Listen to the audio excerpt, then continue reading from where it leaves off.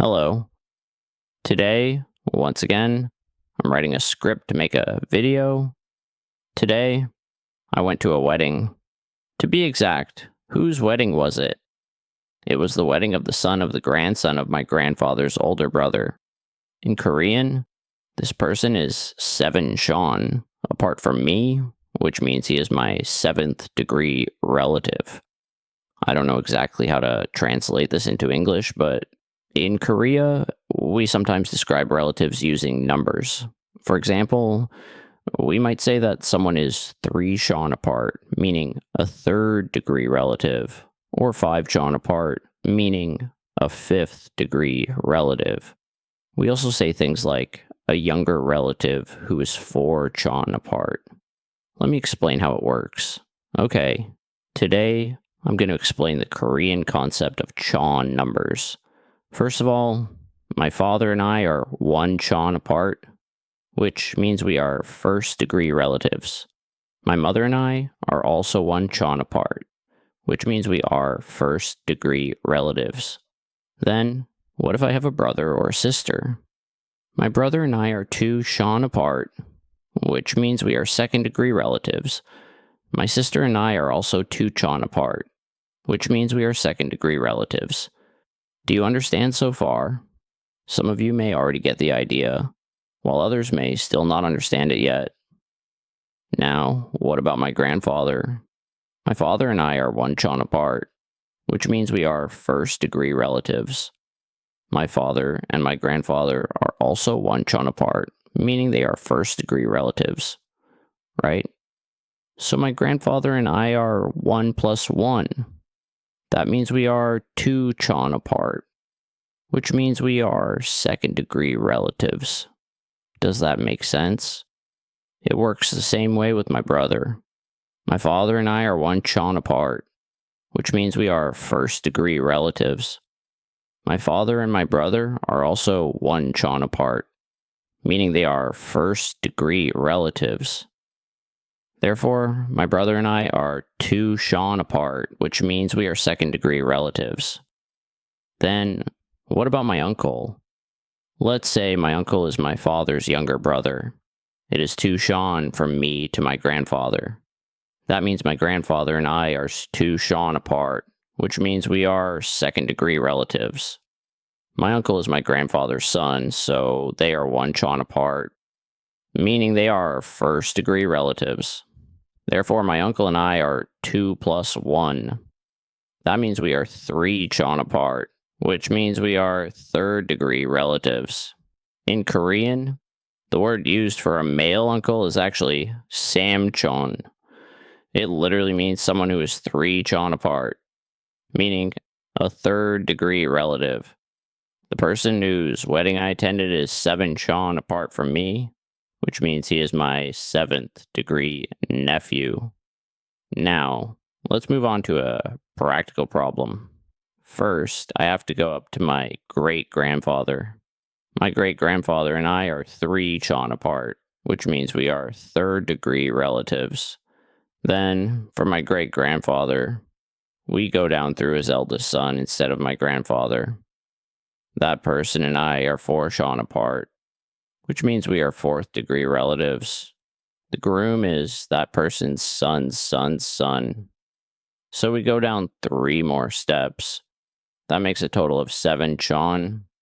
Therefore, the groom and I are 7 Chon apart, which means we are 7th degree relatives. That is why he is my 7th degree nephew. There is one more thing I want to mention. I am about 2 years younger than my 7th degree nephew. So my nephew is actually older than me. How could that happen? Some of you may not find this very surprising, but let me explain it anyway. First of all, my granduncle, who was my grandfather's eldest brother, was about 20 years older than my grandfather. My great-grandfather had his first son when he was around 40, and he had my grandfather when he was around 60. Haha. So there was already a huge age difference from the beginning. My eldest granduncle got married early, and his son also got married early. My grandfather did not get married particularly late, but my father was the fifth of six children. So there was a large age gap between my grandfather and my father. My father also got married a little late, so there is a large age difference between my father and me as well. As a result, my seventh degree nephew is older than me. For reference, my great grandfather was born in 1866.